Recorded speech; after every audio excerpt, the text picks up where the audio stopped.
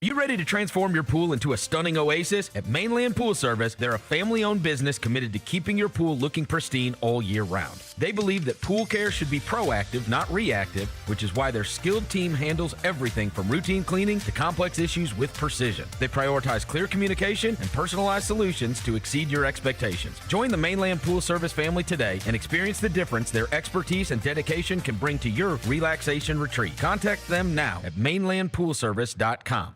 I risk my life to tell y'all these truths. Cat Williams is back. Brand new material, a new tour, and the same legendary laughter he's delivered for decades. Nick Cannon got 136 children, Jesus. Did you know that? Always classic, always Cat. White people are friendly. You can call them at 3 o'clock in the morning with the wrong number and they won't even be mad at you. Hello? No, I'm sorry. No Shaquita here. The Golden Age Tour. March 6th in FedEx Forum. Get tickets at Ticketmaster.com. Grizzlies fans, dunks, dimes, and no looks are great on TV, but nothing compares to catching them IRL. And that starts with buying tickets at Ticketmaster, the official ticket marketplace of the Memphis Grizzlies and the NBA. Ticketmaster gets you to the game so you can catch every highlight in person. From seeing your favorite Grizzlies stars up close to hearing the squeak of the sneakers on the hardwood. Put that jersey collection to use and get tickets at Ticketmaster. There's no better brag than saying you saw it live. See you courtside, Memphis. Own the 2025-26 Grizzlies season with the 10-game Flex Pack, the ultimate way to catch all the action on your terms. Choose your favorite matchups from intense rivalries to weekend thrillers and customize your pack to fit your schedule. With 10 games to pick, you'll never miss the moments that matter most. Visit Grizzlies.com/packs today to build your perfect ticket pack and cheer on the Grizzlies your way. It's your team, your season, and your schedule. So don't miss out. The Grizzlies are proud to team up with Prime Global Group, a company on a mission to redefine real estate investment. By leveraging deep experience, strategic insight, and robust resources, Prime Global Group is shaping a smarter, socially responsible future. Whether you're an investor or simply curious, now's the time to explore innovative strategies that align with your values. Join the movement and discover how you can be a part of this exciting evolution. Visit primeglobalgroup.net to learn more and connect with the team today. That's primeglobalgroup.net. Let's face it, there's a lot of trash talk in basketball, but the great teams let their performance do the talking. Like Ford F-150 with Pro Power on board, a class-exclusive industry-first feature that turns your truck into a mobile generator and leaves the competition speechless. Ford F-150, official truck of the Grizzlies. Greatness starts here at your Mid-South Ford dealer. Class is full-size pickups under 8,500 pounds, GBWR. Nate Bargatze. Look, I say a lot of dumb stuff. I try to keep it in front of large groups. Seems to go better that way. Big Dumb Eyes World Tour. When you say something dumb one-on-one, it's a lot for that person. I'll say it, then I can just feel that they feel the weight of my life on their shoulders. Tickets and info at NateBargatze.com. Don't miss the Big Dumb Eyes World Tour. Nate Bargatze.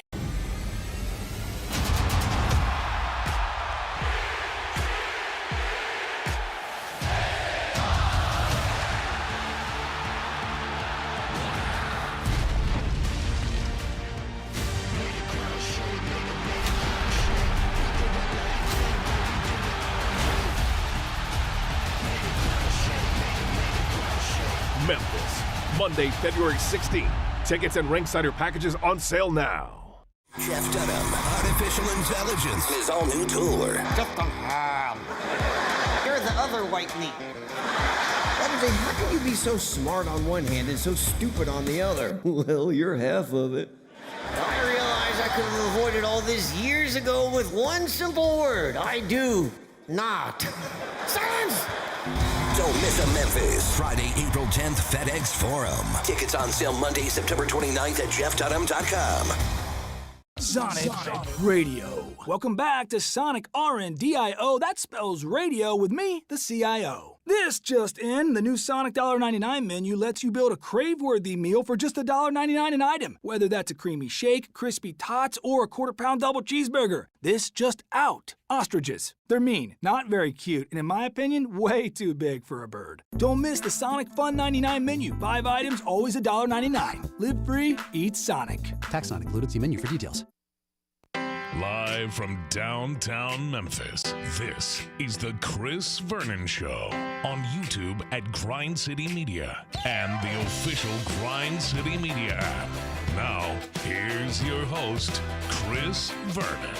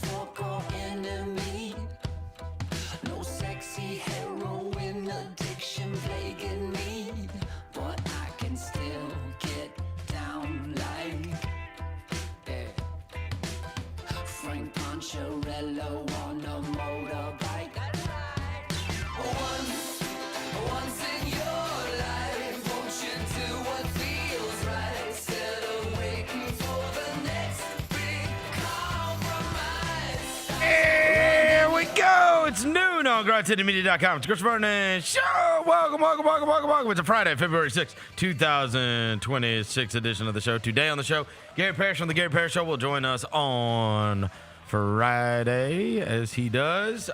It is also a day that was very important because Zach Kleiman just talked to the media for the first time post-trade deadline. We will get to all of that. We'll get to what happened at the trade deadline. Super Bowl is coming up this weekend. We'll get you ready for the weekend ahead. The gang's all here. It's a Friday. It's nice outside. Smile. Let's do it. Turn it up.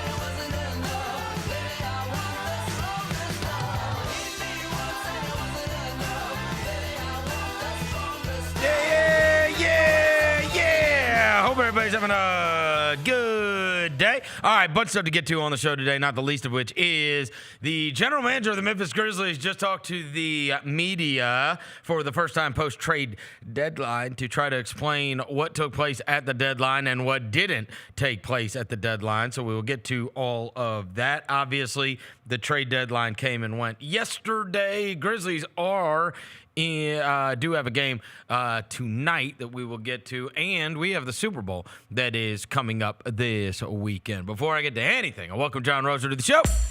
John Roser, a.k.a. the Cologne Ranger, the Body Spray Bandit, North Sack, Johnny Backpull, Johnny Bearcat, the Grim Roser, John Asparagus, Johnny Neckcarp, John Lance, he's Dr. Thunder, he's Yogi Roser, he's John the Polluter, he's John Sweeney.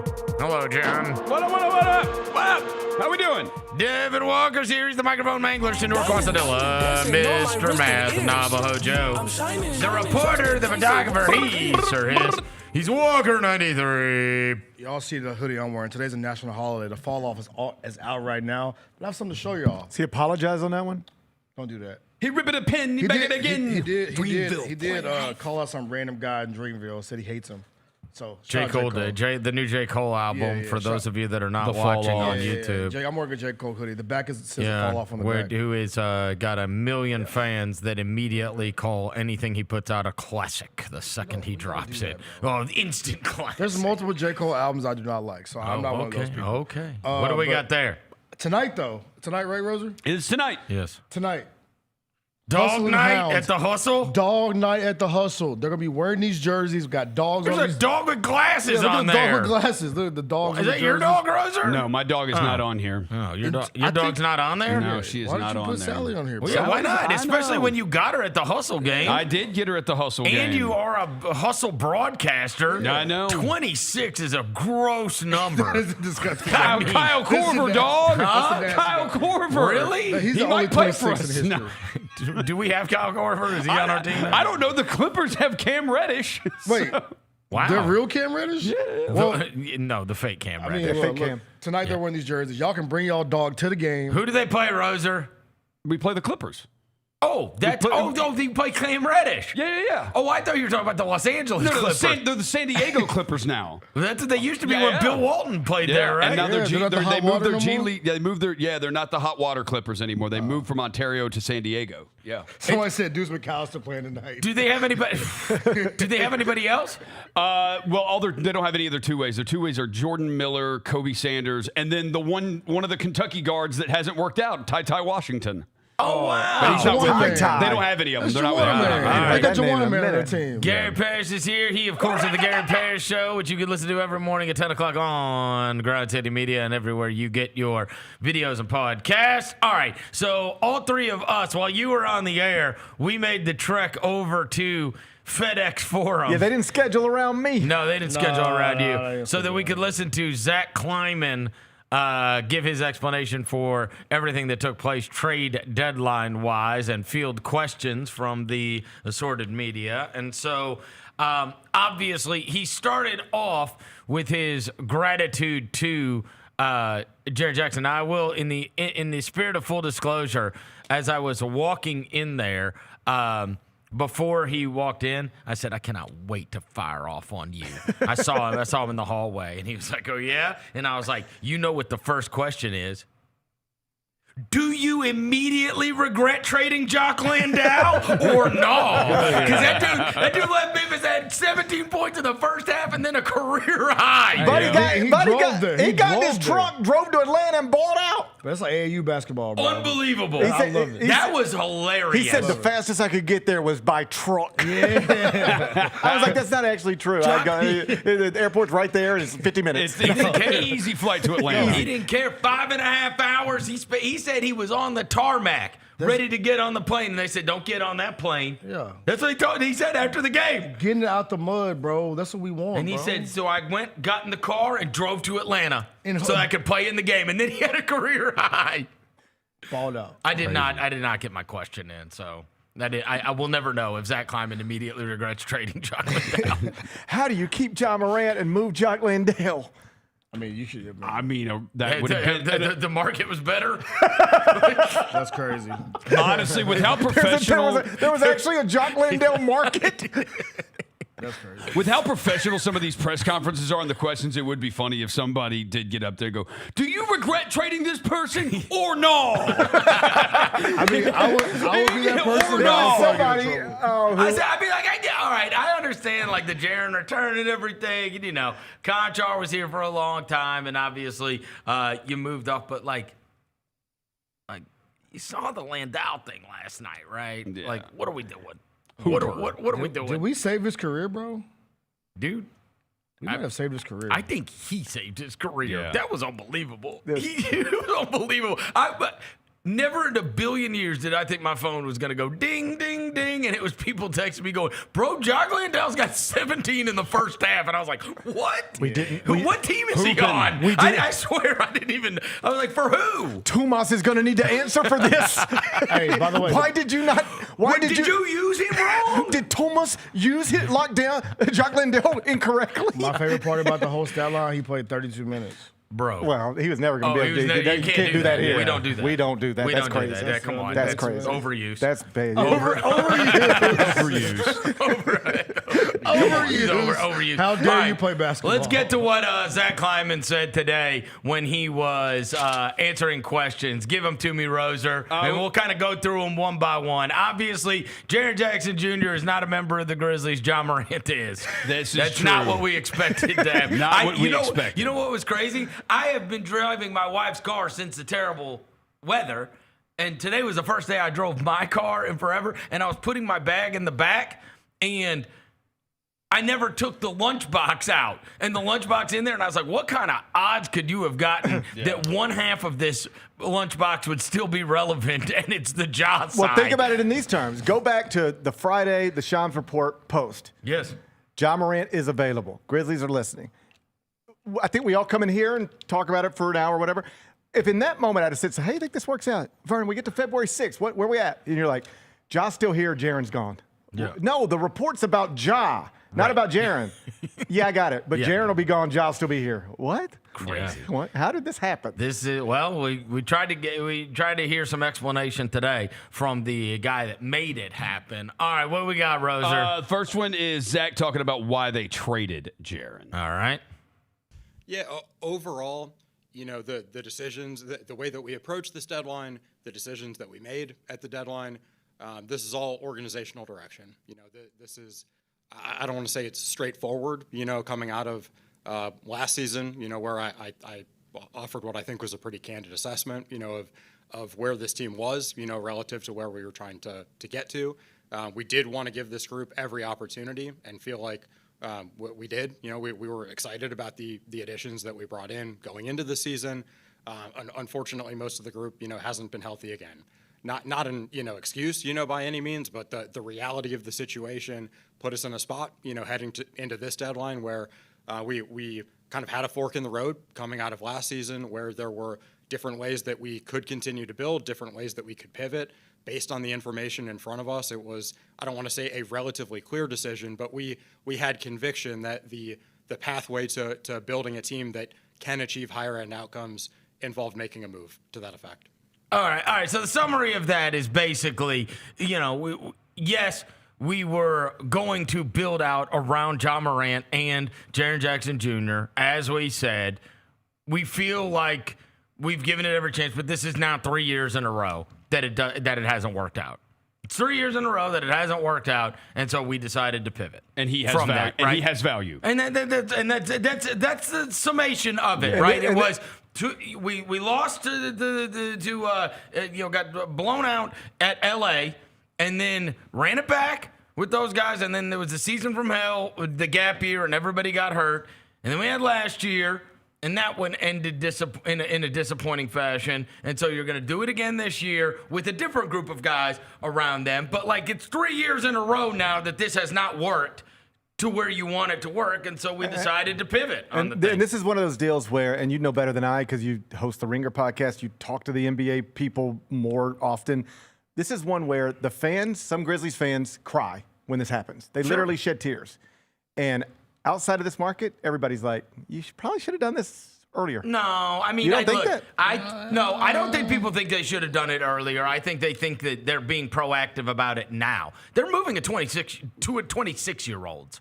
You know what I'm saying? Right. And so I think they look at it and they go, man, they're going to end up with 8 first-round draft picks out of Desmond Bane and Jaren Jackson Jr. Look, anybody always says this. The old phrase amongst these NBA people is, when's the best time to start a rebuild? Yesterday. Right.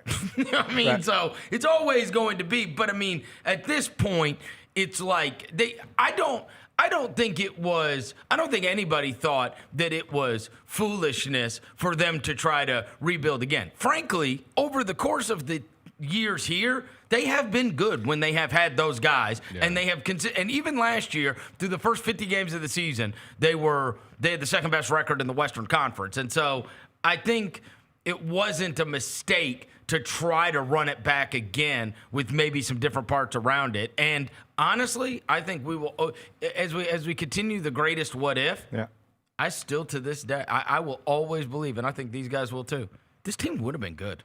Yes. If they had Ty Jerome and they had Zach Edey and they had their guys, they would have been. This could be a good basketball team. Yes.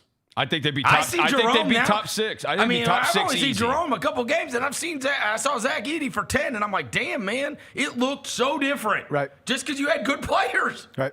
You know what I mean? And so I guess the point I was trying to make is in the market, there are fans who are like, I hate this. I mean, the franchise. I don't think that's an overwhelming sentiment, though. I think that's small. Deb, you tell me. Yeah, I think it's more of like we hate to see somebody we beloved leave. Yeah. But it's like, okay, if we're gonna get to a sort of different destination, we had to do it. It's like there's, because for me, I was like, there's so many people that want to see Jaren go anyway. Right. They've been wanting to get rid of Jaren for years anyway because he don't rebound, he don't do this, he don't do this, he don't do this. So like the reaction when he got traded was like, oh, we're heartbroken because there's somebody actually a figment of the community. He wanted to be here. Yeah. But it's okay. Like he's going on to, hopefully he's going to go to greener pastures and do his thing. And here's the truth of it. Here's the truth of it. You're You're still like when we go to games, you're dependent on the people that have season tickets. Right. They don't sell single game for nothing. Right. I guess I don't want to. I don't want to belabor the point. Not in a big enough way to make an impact. I don't want to belabor the point. Here's what I was trying to say. I think the reaction from some people in the market, Grizzlies fans, are like, "This sucks," and the reaction outside of Memphis is mostly, "This is what you guys should be doing." Oh no, it sucks because we love Jaren. Right. That's it. Right. We care about the player that was moved. Right. We wouldn't if it was a player we had no emotional attachment to. That's why we think it sucks. Yeah. Not because I think we've all been of the standpoint of it sucks, but we understand. Yeah. Yeah. Yeah, You know what I mean? And then, like, even when I asked my son, and I said to William the other night, I said, you talk to your buddies about the Jaren thing? And he's like, yeah. And I was like, what'd they say? And he said, just sad. Yeah.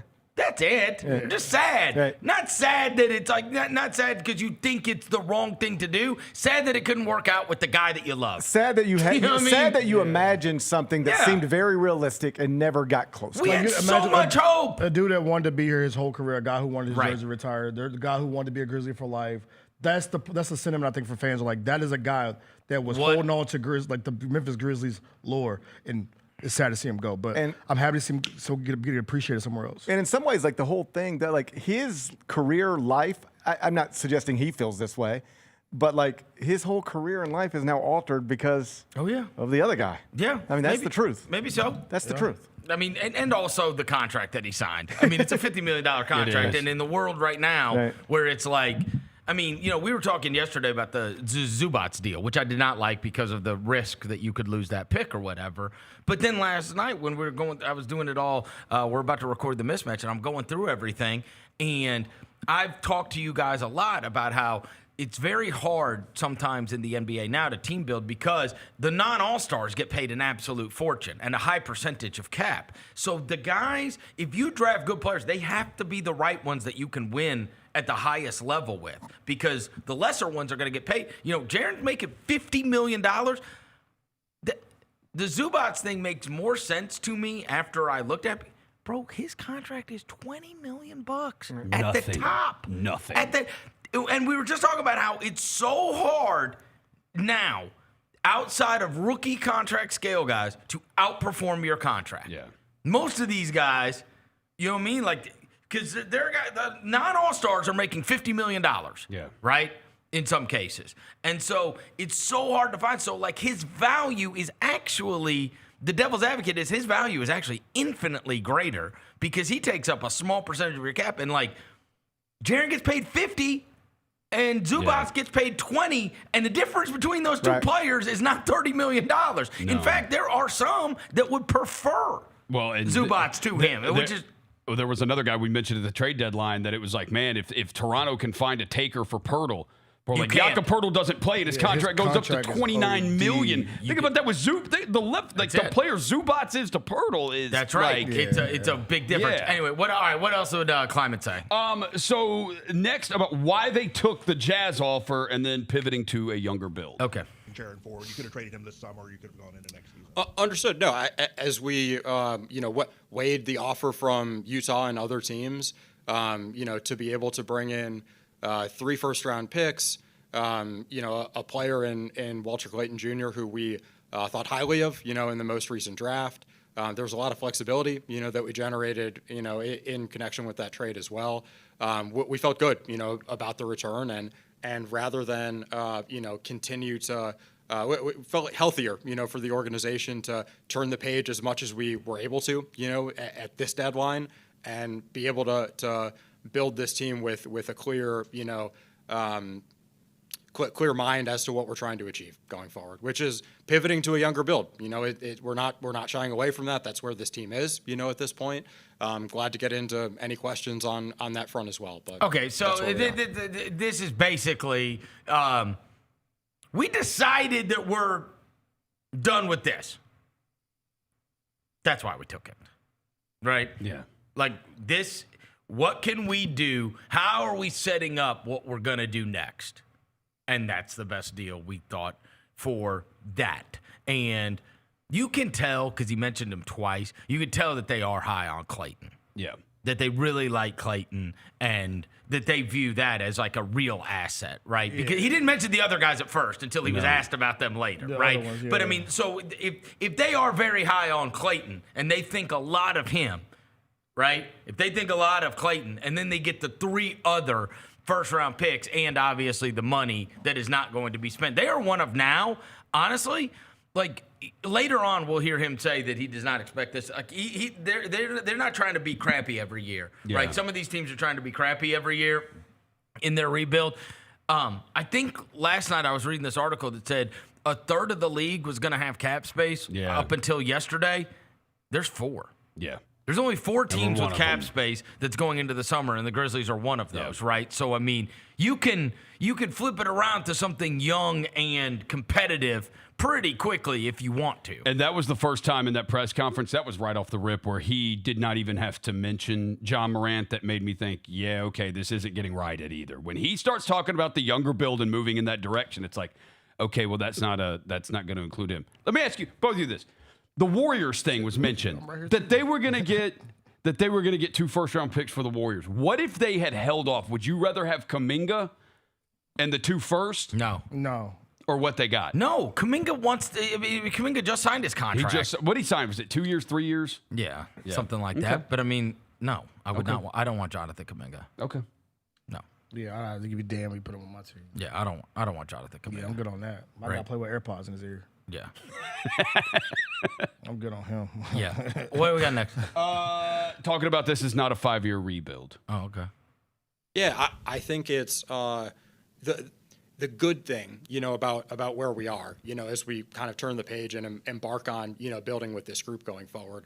We're not starting from scratch. You know, there's a lot of teams that choose to embark on rebuilds that have no young players, you know, that maybe one young player that they think could fit the next build of their team and have negative assets, you know, negative first-round capital going forward. So you know, we're certainly going to be focused on development. Everything that we're going to be pushing forward the rest of the season into next season, it's about our guys being able to continue to progress and become the players that hopefully can help us, you know, achieve those type of outcomes. But we already have a lot to work with. You know, I don't think this is some 5-year try to be terrible. Like I don't believe in, you know, that method of team building. And between the assets that we've accumulated and the players that we have, we're very optimistic about what we have. And you know, this isn't going to be some drawn out 5-year process. Yeah, one of the things that I talked about yesterday was the thing that I have always hated about tanking is that in so many cases that you are totally reliant on luck. You see these teams and they decide to be terrible, and if they get the 6th pick in the draft instead of the 1st pick in the draft, right? So if they would have gotten Victor Wembanyama, it's great, but instead, oh my God, we ended up with Tijon Salon or whoever, right? You know what I mean? And it's like, bro, you did all that losing for that, and then you don't, like, the game plan is get a high pick, and that guy will change things for us, right? I do think that by virtue of them acquiring more first-round picks than anybody else, you safety net that whole consistent tanking thing because you don't have to. That is the bonus, right? Like, I mean, look, everybody's going to be praying on ping pong ball night that you end up with Darren Peterson or AJ DeBanster or Cam Boozer or whatever. But you actually have the means to still be good if that doesn't happen. Right. Whereas a lot of the teams, they don't have the means to.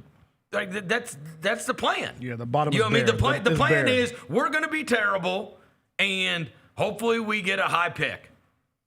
And like that was the process, right? When they did that. And it was just like, we're just gonna keep getting cracked. We're just gonna keep getting bites at the apple. We're just gonna be bad over and over again, and hopefully we'll get the number 1 pick in a year that it's a big deal. And well, that's the thing. Like, if I could snap my fingers, fast forward to the lottery night, and they say, and the Grizzlies got the number 1 pick, it's like, this was awesome. This is amazing. But you're not guaranteed that. No. And that's what. It also can't be your plan. Your plan can't be to get lucky. Yeah. And like, so I understand what Zach's saying there. Like, this isn't going to be a 5-year thing, but what he means is we're not going to intentionally try to be bad year after year after year. But there's no guarantee you won't be bad year after year after year. This is a scary thing. I mean, I think he looked at it from his point of view. He's going, that's why he's saying, we're not starting from nothing.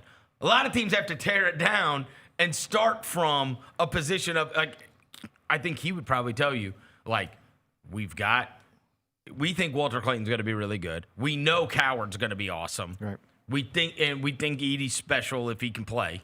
Right. Yeah. Again, Yeah. right. We've got Ty Jerome. We don't have a bunch of sorry ass players that you can't win basketball games with. And we like some of the younger guys that are on the roster too. And then obviously you got to fill it out, but we're not starting from nothing. Like, the first thing isn't going to be the draft pick that you get whenever. The last rebuild got expedited because of how good Ja was, right? Sure. That rebuild happened like that because of the brilliance of Ja Morant. Yeah. Now we're in another rebuild because of the opposite. You got it. That's fine. I hear you, and I'm not even arguing, but somebody would argue with you. Here's what somebody else would say outside of the market. Here's what you really got. You got Cedric Coward. You don't know nothing about Walter Clayton, and Zach Edey barely plays. You got Cedric Coward and a bunch of picks. That's where we're at. How would you respond to that? Shit. I'll be like, you may be right. Because I think Zach's a dominant force, but the foot thing scares the hell out of me. Nobody's arguing Zach Edey healthy is amazing. Oh, it's a dominant force, but like the foot, but like he hasn't. dude with a foot is. We do it with Ja all the time. Right. Here's how many games the Grizzlies have played. Here's how many games Ja has missed. We're going to be doing that with Zach Edey. Yeah. You know? So, like, how many really, like, young – I mean, like I said, I want to see Walter Clayton in the Grizzlies uniform. He's going to play tonight. I want to see how he hoop. But, like, other than, like, Sid, like, who we got to really, like, hold on to that be on the court. You like Gigi? I love Gigi. Okay. I love Gigi. So, I mean – I think Gigi – for me, Gigi's a piece for me. Yeah. You like Ty? Jerome, are we going to keep him? I mean, dude, he makes $8 million a year. He becomes the contract you were just talking about. If we could keep Ty Jerome, I'm rolling. Yeah. Right. I'm rolling with Ty Jerome. Right. Scotty, I'm rolling with Scotty Pippen. Okay. But that's what the list. So what it sounds like Cam? to me is Cam Spencer? Yeah. I mean, I can, but not as a, okay, let me say this. I don't want to, in the most respectful way possible. Not as much as Cam we get now, in doses. Yeah. That makes sense? Well, I mean, he's miscast. Yeah, that's what I'm saying. Like, he's miscast. He's not a starting point guard in the NBA. No, I just want, he's a fun. But he's a good player to have on your roster. 17 minutes, 18 minutes a game off my bench. Give me maybe 8 points, 4 or 5 assists. I'm rolling. Shoot 45% from 3. If you've gotten to a point where you need Cam Spencer to score 8 points in the final whatever minutes to win a game, you're not, something's wrong. Wells? Yeah, I can still on a rookie contract. Still on a rookie. But my thing I'm just saying, like, you do, like, again, there. How many rotation players do you have? That would be my argument. I'd be like, no, that's ridiculous. You're saying, okay, Cedric Coward is like, he's the only high-level one you have. He's the only one that could be an all-star. Yeah. I think he could be an all-star if healthy. Okay, but I'm saying, but he, again, if healthy. Yeah. But I'm saying, like, if I were going to bank right now, which of these guys becomes an all-star? Coward is the one that I think could become an all-star. Right. Yeah, right? But how many of these guys can play minutes on on a good team? I think you've probably got 6 at least. Yeah. You know what I mean? Do you need better players than them? Sure. But Cedric Coward could play for anybody. Zach Edey healthy could play for anybody. Ty Jerome could play for anybody. Yes. Those 3 at least. Scotty Pippen could play for anybody too. Yeah. He could. And this is except for the Lakers a few years ago. So that's what I'm saying. You're not starting from nothing. This is where you got to hit on this draft. Yeah, whatever pick you get in, you're gonna have 2. You're gonna have 2 essentially in the top 15, and you've got future picks if you want to try to move up from there. If you don't get a top 3 pick, like and it does change everything. You got to try to get one. Pick. I mean, yes. If we sit in here day after the lottery and we're like, and here's the mock draft, and okay, look at this starting lineup. You're gonna go Ty Jerome, Jalen Wells, whatever, Cedric Coward. You can throw Boozer in there. And Zach like Edey. that Zach Edey, okay. Or Yeah. no, it's Darren Peterson. Right. Okay, now it's we'll just play Darren Peterson and Ty Jerome together. Right. Yeah, Cedric Coward over here on the wing. Yeah. Santi here at the No. I mean, it gets. We got I Darren just hope that we Peterson, need. I would. we need a You just can superstar. start Oh my believing gosh. that you don't want to be reliant on luck, but oh buddy, that luck can change things like that. That's what I see. I see it as like the prison of like I hope we get a high pick because you need other than we named a lot of good players, right? But you need a star to speed this process up, right? No question. Like you can have we don't want to be the Hawks, right? Like where the Hawks had a lot of good players Yep. that really didn't kind of turn into shit. Right. Like I want hope for the draft. Give me a star that we can hold on to. Say it develops and come to a star, and then we just go from there. And then Edie, like that's No. what I'm worried I mean, about. you are. Look, nothing alters it more than whatever pick you get in this upcoming draft. That's right. Because the John thing That's changed what's everything because we thought with the Jaren rebuild it was That going to be years, right? Years. But let me tell you, John, we're in the playoffs next year. everybody talks about this as like a top 2 or a top 3. There's going to be somebody picked 8th who's awesome. Oh, I could see that kid from Arkansas becoming an all-star. Caleb Wilson at North Carolina. Kingston, what's his name? Flemings at Houston. So there could be 6. I'm just saying this freshman class is so deep Loaded. and so awesome that we will not get the order right. It won't be Peterson went 1, he's the best. Devonson went 2, he's the second best. Boozer went 3rd, he's the third best, all the way through the top 10. But like somebody picked 7, 8, 9, or 10 is going to be an all-star. You might look up at that kid from Illinois, who we didn't even know him a week ago, and then Keaton Wagler, he was ranked. This is a crazy story. 40-something points in Mackey Arena. You ready for this? True freshman. He was ranked 150th in his high school class. He's from Kansas. Didn't get recruited by Kansas. Didn't get recruited by Kansas State. Basically had no high major offers other than Illinois on the day that he committed to Illinois. And he is now the leading scorer and a projected one-and-done top 10 pick on a top 10 team. I don't even know how to research that. I've asked the CBS researchers to look at it. I don't think that's ever happened before. I don't think that's ever happened before. 22, 28. I'm going to give you one. Golly. I'm going to give you one, and this will blow your mind in terms of the way we think about this stuff. I was talking to an agent last week who brought up that they were like going to be trying to get Keaton Wagler, and what ran into my mind was, bro, he doesn't even have an agent yet. You know what I'm saying? He probably does, but maybe. Yeah. But I'm saying, like, he might not have representation. Right. Who's a freshman who wasn't ranked very high, who, like, he probably just took whatever Brad Underwood gave him, and you know what I'm saying? But, like, as soon as you do what he did and drop the 40 and everybody sees the highlights, it's like, hold on now, this kid might be a lottery pick. And all of a sudden, every agent in the world wants you. Again, ranked 150th in the class. I don't have the numbers in front of me, but that's like where Tyler Harris is ranked coming out of high school. Yes. And so I'm being very specific here. Freshman season, February, you're the leading scorer of your team. Your team's ranked in the top 10. And you were ranked 150th in your high school class. That is not normal. Also 6'6" and does everything. Yeah. Oh, so what I'm just saying is he's a perfect example of when you say this class is crazy and might not get the order right.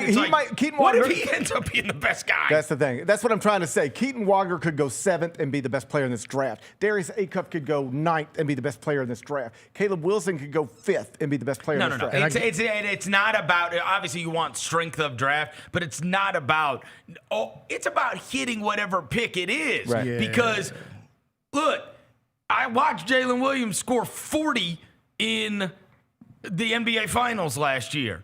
And look where he was drafted. And I also saw the guy that's the point guard on that team be the MVP, and he was drafted at the end of the lottery. And traded. Right. And be fair, I know we bring up a lot of names. I guarantee you, when somebody's name is going to come up during tournament time. There's always somebody who we haven't even had a conversation about. The tournament's going to start. Like, wait, who is this dude? Yeah, that's the one thing I do love about Clayton, though. I love the Clayton thing because I love winners, and also he was very Brunson-y when it came to that tournament run. You know what I mean? He was the guy. Yeah. I mean, on one hand, very Brunson-y. On the other hand, very Shabazz Napier-y. Maybe. I love his. Oh wait, in what ways? Like he had an awesome tournament, and everybody gets excited, and then he's nothing. Damn. Yeah, but his team was amazing. Damn, I don't want him to be Shabazz Napier, bro. Walter Clayton Clayton's team was amazing. Oh, yeah, all year. the You know what I'm Shabazz team was saying? not amazing. No, that was not an amazing. Shabazz team was Shabazz and Ryan Boatwright. Shout out Ryan Boatwright. Yeah. Shout out to him. That was a run though. There's oh God. Who was the big man? The tall African dude. That blocked all. God, I saw 35. That dude. He I was saw that 35. dude. Amita Brima. Amita Brima. Amita Brima. Yeah, the African Amita dude. Brima. I tried to say You know what? I always remember him. Also, you might end up with the 14th pick, and Sincere Parker's available. This is possible. 40 Possible. piece. It's possible. You never know. This is what it reminded me of. Give me Sincere. My buddy on Twitter, a guy who runs an account called No Escalators. It's like a UConn account. Okay. And this is his pinned tweet when one of you said something. His pinned tweet is, Tyler Olander has more national championships than Jim Boeheim. That's amazing. That's Damn, amazing. bro, All right, damn. let's get back to Kleiman. What else did he say, Roser? This is Jeff Calkins' question about Ja's health and his future with the team. Oh, yeah. Oh, your boy. GP. Two things, Zach. One is, if Ja is healthy, do you imagine he will play for this team again this year? In terms of Ja's status with the team, we just got through the deadline. I'm going to get out. I'm going to rejoin the team. I couldn't even offer a play-by-play of exactly where his rehab stands at the moment. In catching up briefly, with the medical staff the other day, was told he's attacking his rehab. He's coming along. It's still going to take some more time. So we'll evaluate him and continue to assess. And then you mentioned you were able to partially turn the page. This summer, will it be a priority? Or can you imagine heading into next year if you don't have a satisfactory deal this summer with Ja being part of this going forward? Yeah, we're going to continue to take an open mind going forward. And as we did at this deadline, we're going to make deals that are available that are in the best interest of the team.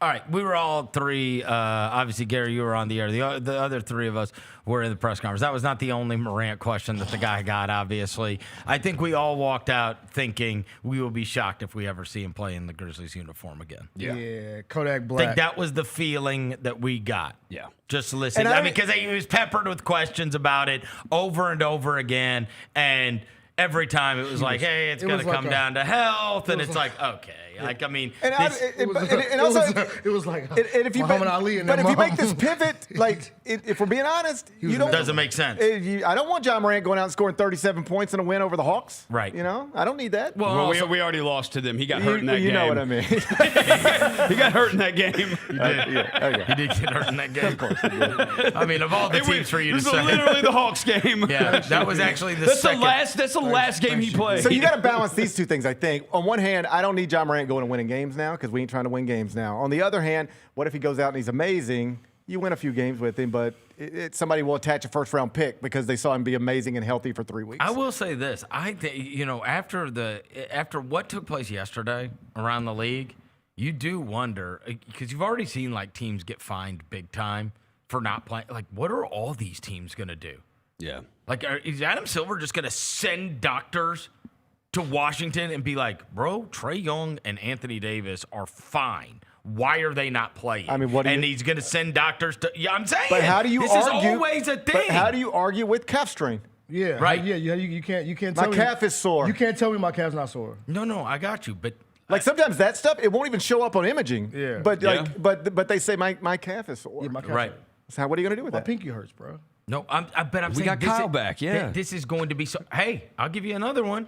You know where else this is going to happen? What are they going to do in Utah? They've already done it with the marketing. They've already been on their ass about the marketing thing. Mad as a mud about marketing yesterday. No. But they've already jumped on it. They've already jumped on it about the marketing stuff sitting out. Now they added Jaren. They have to they got to keep their pick, or else their pick gets moved. Yeah. And there's a bunch of other teams that are going to be trying to lose games as well. And so now they're in quite the pickle, right? Yep. Like, what are you gonna? How are you gonna say Jaren's hurt? We're gonna have a tank off. How are you gonna see? I'm saying this is gonna be a real thing because it's not only that this class is amazing. It's that, again, I don't know here or there, but they tell me that 27 stinks. Right. Like, so the difference the number between, one prospect in 27 is a young man who is gifted but largely considered troubled.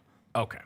I mean, I'm saying, like, the difference is so great between the 26 draft and the 27 draft that then people are like, all right, like, if This is the one. This is the one that if we're going to be bad, this is the one that we need to be bad for. You don't want to get the number 1 pick in the Alex Sarr draft. No. You want to get the number 1 pick in the Wemby draft That's or right. in the Darren Peterson draft. That's right. So here we have a are. race for the bottom, man. No, well, but then you've got all these teams that have these players.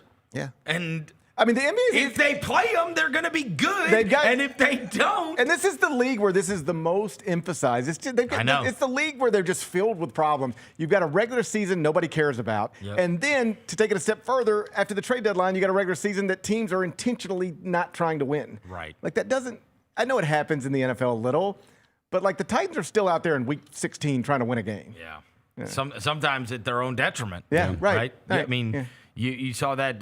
Remember when who was it? Was it the Jets that fell down in the draft because they won at the end? The Patriots did the year with the Drake May thing. I think they fell down in the draft. The right? Giants, I think, have done it each of the last 2 years. Yeah, They've where they literally cost done themselves it a draft pick. in the last 2 weeks of the season, they have won a meaningless game that has cost them the number 1 pick both Anything years. else significant that we need to mention? The last one, he just talks about the new guys and Walter Clayton. Okay, let's hear it. Absolutely. So I'll start with Walter. Walter, as I think I said earlier, is a player who we thought highly of, in this draft. We got to know, during this draft process. He is, I think, just fits the characteristics, that we're looking for. Again, he's physically tough, tough-minded, smart, winner. We've got a national champion, from the last 2 seasons between Walter and Cam, going back a couple of years. We got Zach Edey, who won, at a very high level in the NCAA as well. We got a lot of guys who just kind of fit that mold, and I think Walter, he's had, inconsistent opportunity as a rookie, and a lot of times ball handlers, they take a little bit of time to find their footing in the league. Excited that he's part of the group now, and looking forward to getting to know him. Taylor, is a guy who's also he's had some injury issues. He's also had inconsistent opportunity. He'll certainly get a look, and we're looking forward to seeing him. Oh, he'll get a look. Well. You're right. He's going to be playing welcome back, 40. Kyle Anderson, as well. Kyle, we certainly want to have. I think it's really important, to have good veterans around this group, and Kyle, doesn't just check that box. He's someone who, knows the city, knows the community, and I think can be, really helpful for this group, at least, for the rest of this season. I actually agree with that. I love Kyle Anderson, and I'm glad he's going to be around. Right. I do. I'm glad. I mean, if they're going to have a vet that doesn't play anyway, right? Like, I mean, I'm glad that Kyle Anderson is going to be around this group. The Taylor Hendricks thing, that's obviously just hey, we'll see whatever. But but you could tell they traded they wanted Walter Clayton. Sure. Yes. We'll see what he can do, bro. And we will see. We will see what he can do. Hopefully. And who knows? Also, he was asked about not having a center and didn't really have He was like, yeah, our roster is pretty uneven. It's like, but that actually works in our favor when we're. I'm with it, man. I know. I'm with it. Let's do it. Let's do it. Let's get little out there. We're going to play Omax at the 5. We're going to play Omax at the 5 tonight. Yeah, I love Omax. Santi, Gigi, play him at the 5 and let's roll. Also, I want to see Meshack get some minutes too. Yeah, let's let's stop for a second and take stock of this. Yeah, y'all doing too much. It is February 6th. Yeah, and in back-to-back sentences, you said, I love Omax and I'm looking forward to seeing Meshack. Oh, I do love Omax. I know, but just think about. Oh, I know. This all went to hell. Buddy. It went to hell. For the third year in a row. Dark Times by the Weeknd and Ed Sheeran. But this is what I said. Hey, man, this hadn't been fun in 3 years. Dark times, bro. You know what I mean? In my dark times. I still like. They're still gonna be the team. You know what I mean? They're still putting the team out there, right? I never wanted to look forward to seeing Jemai Meshack on a February 6th. It is what it is. It is what it is. Hey, you know what I mean? Roll the ball out, GP. It is what it is now. I mean, look, this hasn't been fun anyway. So at least Jemai Meshack doing something good would be fun. You know what I mean? I like watching Omax dunk on people. Hey, at least tonight. We have gone from being fine in the West to just hoping Jemai Meshack might do something fun. Also, Zach Kleiman should have closed that with, we're actually using the anti-penny philosophy. We want people that have won something. Yeah. We want guys from good teams. Memphis takes Oh no, we take the bad team's problems. Hey, did you play for a bad team the last season? Yeah, yes, sir. Did you ever get suspended? Yeah, of course. Come on. Here's $400,000 for you. Oh, all right. Hey, I want to ask you about the dude getting lost, but what you want to ask? Because I want to ask if you ever seen a player get lost before. I don't know what you're talking about. You see the story about the Memphis basketball player they haven't talked to or seen? Oh, yeah. Who is this guy? Oh, Hassan Abdul. Well, they did this a few weeks ago. This was a story like last year, the year before, when a kid was, they were like, yeah, he's sick. And they were like, okay. Oh, yeah, who was that? So what's going on? Penny was like, we ain't been able to talk to him. He's like, you're his coach. Yeah. He just left. If my 9-year-old was sick. Right. His baseball coach might call to Jordan Brown. Jordan Brown did just get sick. Yeah. The big goofy and then dude he that was came trash. back like Penny's late. always got a player just getting sick and disappearing. This dude just is he just wandering off in the park somewhere? No, what was the quote that you sent us? Oh, hold on. It was something about he did just leave, and he's like, I haven't seen him. Hold on, let me see the quote. Hold on, I got it. He's on he hit a game winner. Listen, I'm not trying to pile on. I don't have the energy to be mad or whatever, but like when this is all over, the stories you're going to hear about just how wild and just I don't want to say wild, unconventional. Yes. Just hey, these are the way these basketball programs are run. Yes. And this is the way this basketball program is run. Yes. Let me hear it. Okay, here it goes. Penny says on his pregame radio show that the team has heard from Hassan Abdul Hakim, but they haven't seen him since he got sick after the Wichita State game. That was 2 weeks ago. Penny added. 2 weeks ago. Penny added. Is he dying? The Penny added. They wanted him to get checked out by a team doctor. He said, "Nah, I'm too ill." I mean, it's just bizarre. Everything. Bro, is he just wandering off in the park somewhere? How do you lose a player, bro? There are like 10 stories from the Penny sick, Hardaway. Man, but the worst part is going to be if it turns out that like he's like super ill and like just everybody's like, yeah, we heard from him, but like he said he was sick, and then like actually he's dying. He's dying. It's Is anybody going to check on that? You left him in a hospital in Wichita, Kansas. I know. What if he's in I don't want to even joke, because God forbid the guy's on a ventilator in Wichita. He's in a ventilator. He's like, just like 3 miles away from the Rice campus. They just left him down there. He's still got his uniform on. They're like, where's the son? I don't know. They said he was sick. They said he was sick. We moved on. How do you lose a basketball player? I never heard of that. I'm telling you, there's like 10 stories from the Penny Hardaway era where you hear it and you go, man, I ain't never heard one of those before. No. I ain't never heard one like that before. Oh, dude, Amani Bates showed back up for the tournament. Amani Bates left for a month and just comes back. Bought everybody Jordans. Yeah. Then left to go to Detroit to go to a back doctor or something, and then just showed back up for the NCAA tournament and played against Gonzaga. It was just bizarre. Yeah, somebody put a check said if a person goes missing for 2 weeks, you have to do a welfare check. We need a welfare check. Like at least Free Hassan. Hey, why don't we call? We can call. We can report it. We can say, hey, we just want to do a welfare check. Hey, I turned on ESPN 2 last night. What if you called him and he's like, I'm not sick. I just didn't want to play for him anymore. I'm not sick. I just hate Sincere Parker. Takes all the shots. Don't even get me started on Doug McDaniels, dumbass. A little small person. All right, thanks, Hassan. All right. We'll see you later. Leslie, before we get you out of here, I broached this subject yesterday, and I said, number one, I'm not smart enough to understand it. Number two, I'm too lazy to research it. Mm-hmm. You know how all this crap is happening? And this all came up with the Amari Bailey thing. Right. Where that became, and everybody's got all the jokes and the memes and whatever. They're like, bro, are they really going to let a guy that, we've already had the G League guys come back and play college basketball. We've had and this would be somebody that's actually appeared in an NBA game. And so here I'm going to ask you to see if you know. So I asked these guys, I said, I heard you, the football thing. Why? I don't know. You don't know either. I swear to God, I was on a plane and I was like, interesting. I'm going to text some people about that. And then I think I just went to sleep. So they said the NFL stops you. But what my point of view would be, I'm not talking about the guys that some of these guys, they've given up their NBA dream too. They're just trying to go get $2 million more bucks to go play in college, right? So like the guy that left after his junior year of football, whatever, and instead of being on the Ravens practice squad, is like, shit, I'll go back and rush for 2,000 yards at Memphis. I think what. And obviously you couldn't go back to the NFL then. And I guess, Amari, what would these guys? Is the NBA dream over when they do this? So here's the because they can't re-enter the draft another time. Okay, so let me talk you through it. And it's very confusing. So I'll give you the simple version, but just understand it's more complicated than what I'm saying. Okay. The rule is basically if you go through a draft and you pass through the deadline, you have forever been ineligible to return to college basketball. That's been the plan all along.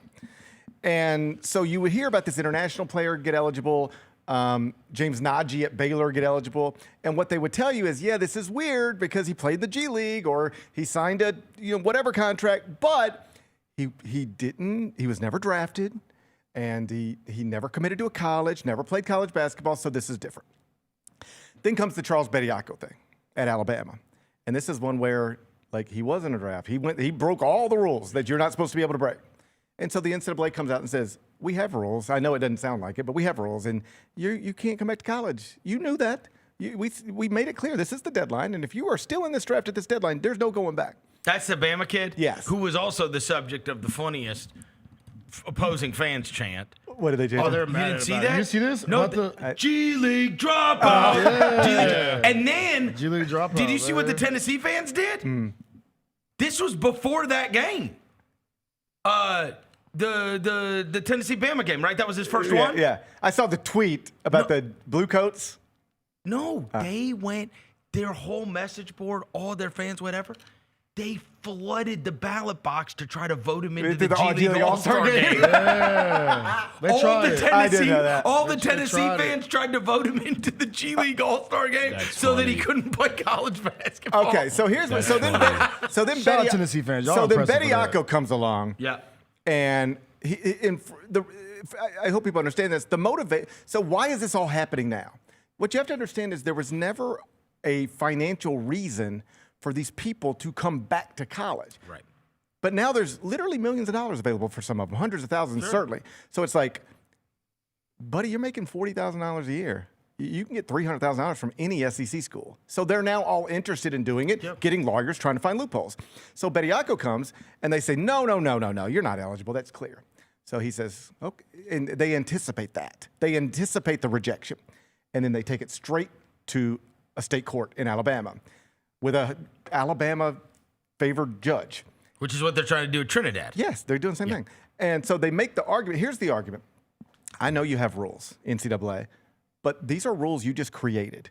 You did not negotiate these rules, collectively bargain these rules. These are just rules you wrote down. Like, you could just, with these rules, you could also say you can't be taller than 6'5" and play basketball.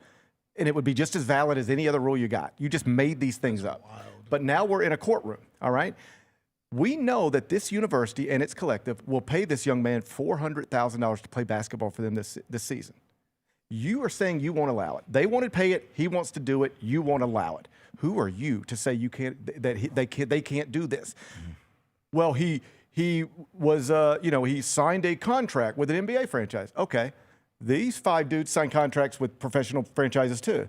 So is the distinction really you can sign any other professional basketball contract in the world, just not one with the NBA? And if so, why is that legally okay?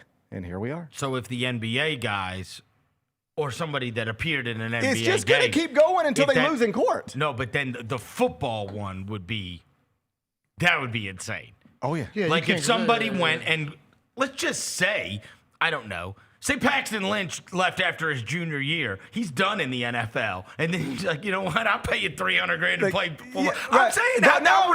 All of this is on the table. How ridiculous can it get? And the reason I'm wondering this is how come a football guy hasn't done this yet, where somebody's sitting there going, and maybe it's because the dream would be to be in the NFL, whatever, but there's surely somebody that left after their junior year, their NFL dreams have already fizzled out, but they've got a year of eligibility, and so you say, I genuinely meant to look into that, so I would have an answer for you. Crazy, right? But on the NFL's more ironclad than like the NBA. Is it perhaps.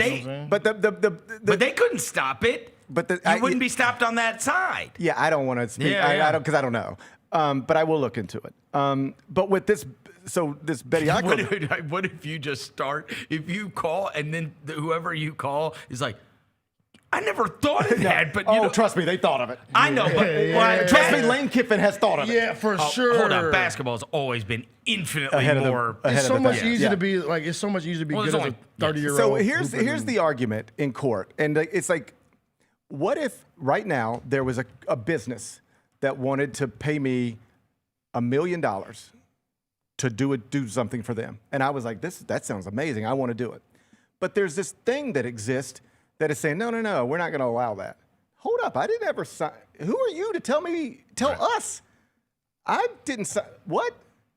No, you don't get to tell me I can't make a living. How can they ever establish rules? The only way is to turn it into a full-fledged unionized business? I don't want to say that's the only way. That's the most obvious way. It's literally. It's just going to have to be a college players union is established. There's a and million. there are rules that you have to abide by within this college players union But the rules that have we to agreed to with here's the NCAA, here's the players union, we collectively bargain. Something like that. It's complicated, but super complicated. But like, look at the NFL. There was a big story this week. The Players Association came out and they said, Robert Kraft and Roger Goodell keep talking about 18-game season, only 2 preseason games, every team plays overseas every year, but you haven't talked to us about that. You don't get to just decide what we're doing. We have a voice in this. So if you want us to play 18 games, okay, but we need an extra bye week, or we need a higher salary, or whatever. But this is where, for decades, the NCAA has just said, this is the way it is. Yeah. And now people are taking them into courtrooms, and the judges in this country are saying, man, you guys are illegal now and have been illegal forever. And so players are going to keep pushing this. So now it's Bediako. Yeah. So Bediako is like, he's in court today. They're back in court today to see if he can play tomorrow. And now it's Amari Bailey. So the difference with Amari Bailey is he's actually played at NBA games. In it. Yes. In an arena. He's played for the Charlotte Hornets. And so the NCAA has said, no, you can't play college basketball. And you've been in the NBA. And you want what the argument's going to be? In court? Okay. He played 10 games in the NBA. What is the difference between playing This for guy the Blue played 10 Coats? games in the G League. This guy played 10 games in Spain. They're all professionals. Why is this guy not allowed to get this job? But this guy is. They both played 10 games in professional leagues. This is the one league that you're not allowed. Now let's put it in front of a judge. Tough. And you ready for this? Bro. So far, they've lost every time. They've lost every time. They've lost every time. That's why we lost the damn college football game for a year. So you ready? So you ready? I saw in the chat. So let's say Amari Bailey gets it. Well, then guess who's next? I only bring this name up because somebody was like, come home, Kennedy Chandler. Like, what if Kennedy Chandler's like, okay, I played X amount of games in the NBA. Oh, when he only played one game or he only played 1 year at Tennessee. Yeah, so he's got 3 years of eligibility. So why can't he then come back and say, okay, I know we thought we drew the line with Bediako because he had never played in the NBA, but then Amari Bailey has played in the NBA. Now he's good. That's going to open the floodgates. I played more games than him in the NBA, but like, what difference does that make?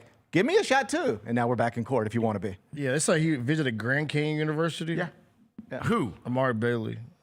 Yes, he's visiting there this weekend. And what's interesting there, I saw somebody make this point. It's like an online university? No. The ICDC college? No. Grand Canyon is one of the biggest schools in the country. Yeah. But it's a big school, but it's a for-profit school. Yeah, and they think there's a legal loophole there that Amari Bailey might.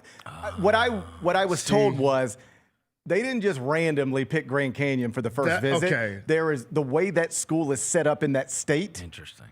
Gives them a better legal argument to you can't tell this young man he can't take this money. I figured it had to be some funny business. You don't just go pick out Grand Canyon. And then Amari Bailey's mom gonna be down at Grand Canyon. She's gonna be down there busting it open at Grand Canyon University. Phoenix is a beautiful place. No, they say Grand Canyon's got an unbelievable campus. Their fan base is rowdy too, boy. Dan Marley used to coach there. Yeah. The fan base is lit. And so did Bryce Drew It's or Bryce somebody, Drew now. right? It's Bryce Drew. What's funny? Oh, that's hilarious. Bryce Drew because Scott Drew took the other kid. Oh. So Scott? The two brothers. Homer is rolling over in his grave. Homer is still alive. Oh shoot! Bro, are you killing people? Homer trying to kill Homer Drew? Homer Drew's trying to kill Pops, alive? Bro. Is he? You don't know. I do know. Where is he? He may be the last. I think Homer, bro. You don't know where Homer Drew is. I know. Mrs. Drew passed Homer recently. Drew and Homer Hickam. Homer's the last. Homer Drew bro. is 81 years old. I'll be damned. He's the last Homer too. He's kicking. I was told. I don't know. That's a personal story. I shouldn't even tell. Okay, don't. But anyway. That he has a big one? No, I'm kidding. no. I'm kidding. Homer Drew has a big one. It was, you know what? I don't even think they'd mind. Don't clip this, though. I don't want to do it. Yeah, But don't like, clip this. But Chad. like, is it just when your parents get old? You know, it's hard. You're going through this. It gets hard. Yep. And Scott was saying, like, you know, like their mom was in, you know, her health was declining for years, and they had the whole setup at home with the hospital bed at the house and everything. And she passes, and they go there to, you know, do all the things you have to do. And they were like, all right, you know, let's get the bed. And Homer was like, I don't know if we might need to leave the bed here in good spirits, but like, you know, it's right around the corner for all of us. And but Homer's doing great. This is what I was trying to say. I didn't mean to kill him. This is what I was trying to say. Bryce and Scott are awesome. You know, they're both very religious, but they also will like, it's not surprising to me. They know how to get into the weeds. They know. It's interesting. There's a handful of these players existing in college basketball now, and the Drew brothers got 2 of them. They know how to finagle and get in there. Finesse 2 times. They see it a little earlier than some people see it. Like when James Nagy commits to Baylor, you have other coaches around. Because Scott's demeanor is like, oh, shucks, you know, just like. But he understands the sport. So James Nagy commits to Baylor, and there's like Kelvin Sampson going, I didn't even know you could recruit them. But like the Drews, they know you can recruit them, or they know you can try. They're thinking the whole time. And I saw that press conference. Kelvin Sampson saying they're poor. He said they broke, bro. He said we're broke, bro. He said Kelvin Sampson said we ain't got no money, we broke as hell, That's bro. one where I talked about this with Bennett earlier. That's one where Kelvin's son, is going to take over that program. We got a little Stephen Drew action. Yeah, Stephen Pearl action. It's literally exactly what it is. Oh, it is? So Kelvin's 70 now. I could see Kelvin winning a championship and then just walking out now.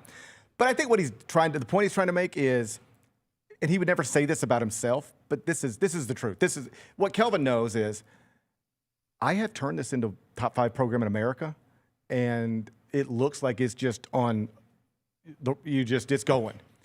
I'm telling you, internally, the infrastructure is not here.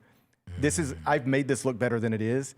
And I'm getting ready to hand this off to my son, and I want him And when you're disappointed, it's not his fault. What he was more or less saying is, I can do this because I'm amazing. That's it. But my kid. But we'll see. I hope he's amazing. But just know, I am handing him a program with top 5 expectations, but it is not top 5 supported. Frankly, no one else could do what I've done. He would not say that about himself. But that is the truth. That's the truth. It was like 7 people at their games when he took over, bro. Now, like, they're one of the best teams in the nation. Every year. I love Kelvin Sampson. I love Kelvin I want to ask you about college. I got 2 things about college sports. I love asking you college stuff. One, Mick Cronin. You see Mick Cronin about to crash out every day. You see this? He crashes out every press conference. He's about to beat somebody's ass every press conference. He's so mad about it. He's just mad. He doesn't like the new college basketball. No, he's a mad guy. He's angry. He's just mad about their schedule. He's mad about everything. If y'all seen the video, play the video for the people that don't know about Mick Cronin going off about you can't talk to kids no more. He's mad about something else? He's mad about the travel in the Big Ten. He stays mad about the travel. It was so funny. Last year you held a press conference, and he was like, go look at the records. He goes, oh, that. But he goes, I am the coach at UCLA. UCLA. I've seen the Statue of Liberty twice in the past month. Why am I looking at the Statue of Liberty? I never seen anybody more angry at seeing the Statue of Liberty. His quote was, GP, if you're hard on little Johnny in this era, you might get investigated. When you're talking and communicating with these guys, it's not the same when I started. Well, he's a Huggins guy, right? Yeah. So he came from. Here's a story for you. Find a picture of Mick Cronin. Get it ready for the screen. True story. No. I'm at Big Ten Media Day. Have I told you guys this one? I'm at Big Ten Media Day a couple years ago. And there's a person who will rename nameless, but they worked, in the Big Ten. And I am standing there. It's early morning. I've just got a room over here. I'm doing interviews with coaches and whatever. And everybody's just sort of standing around, getting ready to start the day. I'm talking. I happen coincidentally to be talking to Matt Painter. And we're just standing there talking. And a guy comes over to me, and I know him. We know each other. Yeah. And he says, hey. And I said, hey, what's up? And he goes, coming to see you right after Christmas. And I was like, oh, okay. And I was like, I guess I don't know why or what's going on. And I'm like, okay, that'll be fun. He's like, yeah. So me and my wife are going out to Hawaii for Christmas and then flying back. And then we're going to stop in Seattle and we'll see you guys against Gonzaga. Bro, he did not think you were Mick Cronin. Matt Painter was dying. you Matt were- had to turn around and like step away because he was about to. He thought you were.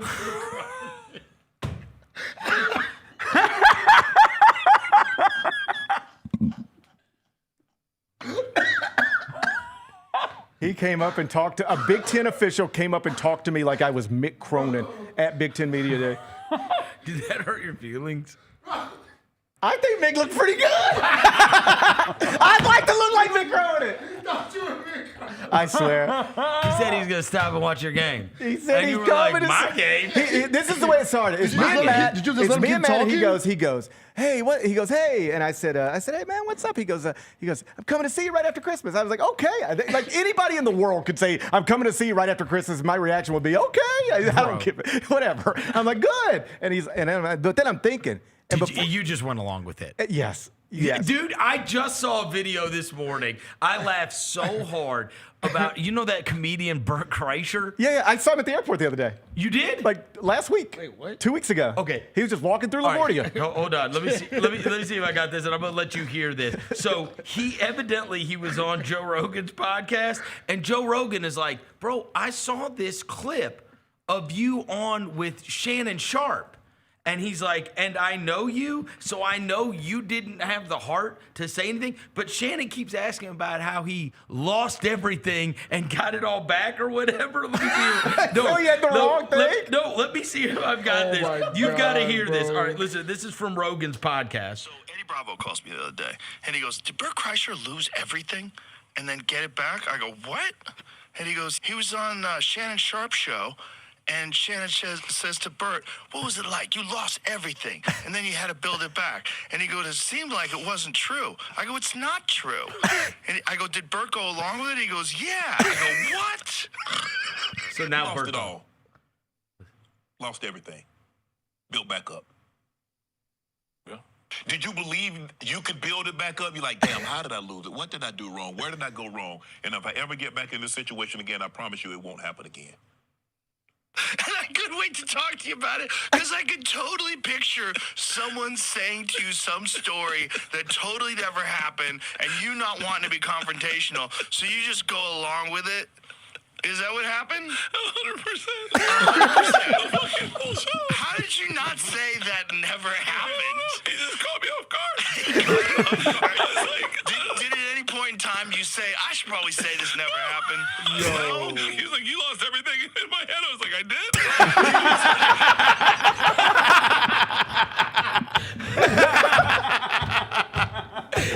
I just went along with it. I did the same. So non-confrontational.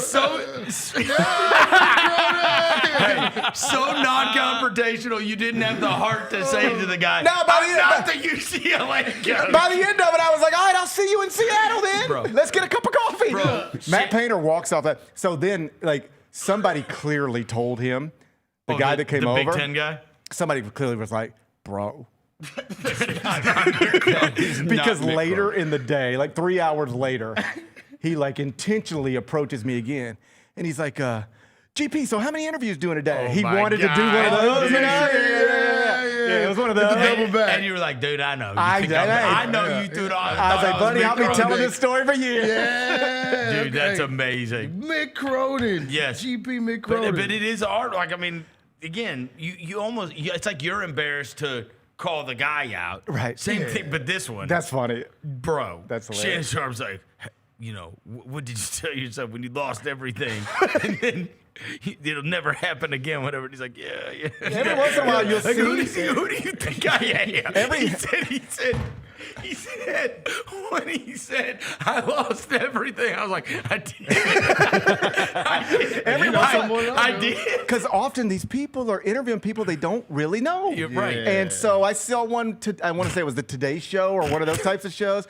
I think it was Martin Short, but it could have been somebody else. But it was like, and so-and-so and your lovely wife. And he was like, yeah. And they were like, and you guys have been together now 32 years. And God, she's dead. My God. I don't know if it's Martin Short or somebody like that. And they was like, and you guys are just, you know, how do you? I'm totally making this part. I don't know the exact words, but it was like it was something along the lines of. And so, how do you stay close after all? Oh God! And he was like, you know, she's always with me. it was just one of those. No. It's like, yeah. Yikes. Yeah, that's wicked. Yeah. I usually correct people if they. I think if I were Bert Kreischer there, I'd have been like, bro, I didn't lose everything. Yeah, like what? I mean, I had a bad run in baseball that one summer when the Mets got on an 11-game losing streak. That dude goes, you lost everything. He's like, he did it for dramatic effect too. I did. I did. Wait, where'd you see that at? There's that other Bert Kreischer. There's that other viral Bert Kreischer from a podcast like a long time ago where he's with his other butt, Tom Segura. Oh yeah. You know this clip? Uh-uh. So they're sitting there doing a podcast. Oh, the Kool-Aid? Yes. Yes. Dude, that you one know that shows one? up a lot. He drinks like 48 so Bert ounces Kreischer of has Kool-Aid. got like a jug, like a big jug thing like this that he's just sipping out of. And finally, at some point, Tom Segura's like, "Dude, what are you drinking?" And he's like, "Kool-Aid." And he's like, "What?" He's like, "You're a grown man." Oh, now, no smut. It's like 200 grams of sugar. I still drink Kool-Aid to this day. I have a picture of Kool-Aid in my fridge right now. So he was like, what flavor? He was like, red. Yeah. And he was like, bro, that is so much sugar. And they just start dying laughing because it's just hilarious in that moment to realize this a grown large man. adult is just over there sucking down Kool-Aid like he's 8. Amazing. Sucking down So Kool-Aid is funny. crazy. But I keep Kool-Aid in my fridge. Like I Okay. keep it. Like the thing is too, the key to Kool-Aid though, you do the packets. I don't do the right flavor. I mix and match. Oh, jeez. You know what I'm saying? You'll grow out of that. And then he eats his Lunchable. Don't do that. Yeah, it's Lunchable. You do. Don't do that. You do eat your pizza, your pizza Lunchable I only and your did chicken that nugget. for the apocalypse. No. You have a pizza Lunchable in your fridge right now. I have 2, yes, but those are because of those drinks I sent y'all. Oh, the THC. Did you ever have drinks? one of them? Lunchables? You ever No, THC THC drinks. He's on those now. You ever had one? You buy them at the liquor store, Bro. Your THC I think I had one at the drink. golf course in Minneapolis. Bro, one time. those joints. What's it called? Well, I sent it to y'all. Hold on, let me see. It's a THC drink. It looks like a White Claw, except it's THC THC. instead of alcohol. So you get real high? Bro. You get real high? That's a high. 50 milligrams. I didn't even know you could buy it at the store. You buy the liquor store. I drink 2 of them. No, I'm telling you. And they taste good too. You don't know how I'm built. Strawberry lemonade? You don't know how I'm built. It is. It's strawberry Strawberry lemonade, THC. Ooh, GP, I'm telling you. Y'all ain't living right up here in Tennessee. We got the dispensaries down in Mississippi. See, that's why I gotta go to the liquor store, bro, and just get how I live. Y'all are living behind us. We've got the dispensaries down in Mississippi. Yeah. I need to go. Every straight-laced person I know has got a medical hey, card this now. this dude. They all on Facebook shaming everybody. Cards at the dispensary every week. I said, Parrish, how'd you get that card? He said, I walked in there and told him I had anxiety. They're like, all right. Hey, do I need to move He said, can I tell this? Okay. He said, I told the lady, like, you have to meet with somebody. And he's like, I have a medical condition that I need it. And she's like, what? He's like, look, my wife ran over our dog. And so now every time my phone rings, I have like a panic attack because something terrible has happened. Because the last time she called me, the news was so bad. And so now whenever I see her number, I'm like, yeah. And so I need something to calm me down. They're like, yeah, okay, here, you can have some. Here's some weed. Here. I was like, that is unbelievable. It's unbelievable. For the record, my wife's name popping up on my phone does make me nervous because of all of the. It's always a problem. No. Or It's a just catastrophe? that I'm not like I'll laugh, but I have real traumatic phone calls from my wife, and so there's a thing where when her name pops up on my phone, I'm just being honest with you now. I don't think I really need to like. Mine's from my parents. Yeah. My parents, yes. In fact, like I told them a week ago. Yeah. My dad, like pocket dialed me. Yeah, and you get nervous. Bro, I drove over to their house. Right. Why would he call me at 5:30? That's Right. not even a time that he would normally call me. And also, he called me. He doesn't know how to use the phone. He pocket dialed me at like 1:45 a.m. one night. I woke up at 6:30 and I was like, and I called my mom and I'm like, hey, is everything fine? She's like, he's asleep. Like, what? And I was like, okay, like, just take his phone away. Take his phone away. I can't do this. So every time I get a call, I think something terrible. So like if my phone rings and Chris Vernon pops up, I don't get nervous. I'm like, oh, wow, he's got a story to tell or something. He may got a hole in one, right? Or literally anybody. But my wife. It's only bad news. No, it's not only bad news, but I have real. I mean, I don't want to get into it, but like real traumatic. Like somebody's dead. Yes. Like phone rings. Hello, so and so's dead. Bro, you don't have to convince me to get weed. I believe you. My point is, I wasn't lying. That was a real story. My point is, it is a real story. It is also remarkable how easy it is to tell. But down in DeSoto County, man, we living different than y'all are up here. I'm about to pull up on you. Y'all ain't living. Arkansas too. Yes. We're the only one in the tri-state area. Y'all got to catch up. Y'all ain't even having a good. Our stuff is still illegal. Y'all contraband. Y'all out here trying to throw people in jail. We down in DeSoto County just riding around with 50,000 milligrams in our car. Man, I could have 50,000 milligrams in my car. Blair and money bag. They can't do nothing to me down there. I'm going to move back to Mississippi, bro. Man, you should move back to Mississippi. I'm going to move back to Mississippi, Just bro. right across the border. Right across the border. Just to give me. Can Tennessee? Never mind. I'll ask you up there. All right, Gary, have a good week. All right, I got to go. All right, we're going to take a quick break. We'll be back go. after this. Chris Vernon Show. Grizzlies fans know it's the team that gives you the edge. Big River Steel does too. And much like the Grizzlies have recruited legendary talent, we want you to be part of our team. Are you ready to be part of something legendary? Then visit www.bigriversteel.com. That's www.bigriversteel.com.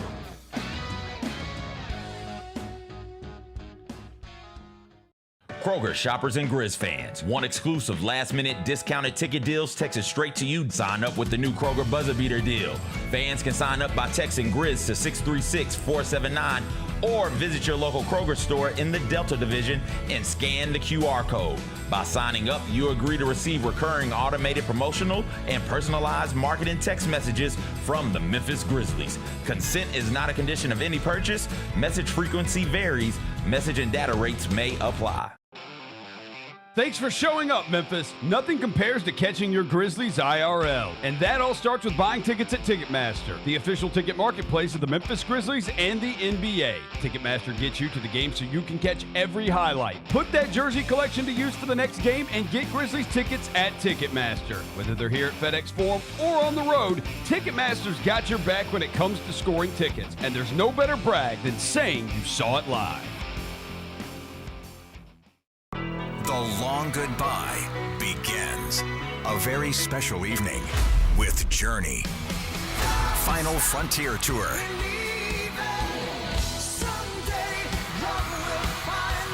Journey. Tickets are on sale now at journeymusic.com. Your chance to say goodbye to the songs that changed our lives. Journey. Final Frontier Tour. Thanks for showing up, Memphis. Nothing beats catching your Grizzlies IRL, and nobody knows that better than you. So next time you want to hit up a game, Ticketmaster's got your back with tickets to every upcoming matchup. Whether you're catching the Grizzlies at home or on the road, you'll find tickets at Ticketmaster, the official ticket marketplace of the Memphis Grizzlies and the NBA. Keep putting that jersey collection to use and get Grizzlies tickets today. There's no better brag than saying you saw it live. See you courtside again soon, Memphis.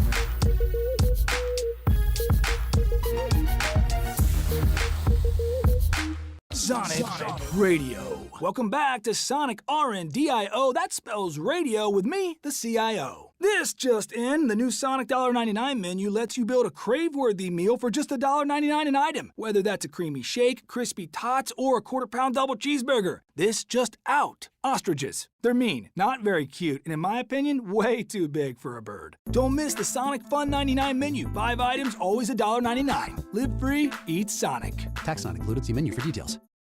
Own the 2025-26 Grizzlies season with the 10-game Flex Pack, the ultimate way to catch all the action on your terms. Choose your favorite matchups from intense rivalries to weekend thrillers and customize your pack to fit your schedule. With 10 games to pick, you'll never miss the moments that matter most. Visit Grizzlies.com/packs today to build your perfect ticket pack and cheer on the Grizzlies your way. It's your team, your season, and your schedule. So don't miss out.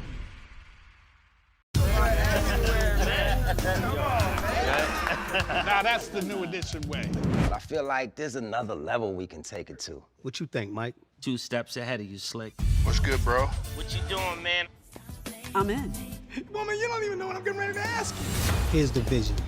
All 3 of us on the same stage every night. Gonna be crazy. No barriers, no separation. It'll be like 9 kings and a queen. The next level starts now. Grizz Nation gets set for tip-off 1 hour before every Grizzlies home game with the warm-up show. Get the latest news, notes, and analysis live from courtside at FedEx Forum. Who's going to be the tougher team that rebounds and prevents second-chance opportunities? Join me, Lang Whitaker, along with Wallace, Jessica Benson, and other personalities from Grind City Media, Memphis, and around the NBA. 1 hour before every home game, live at Grind City Media on X, YouTube, and the official Grind City Media mobile app.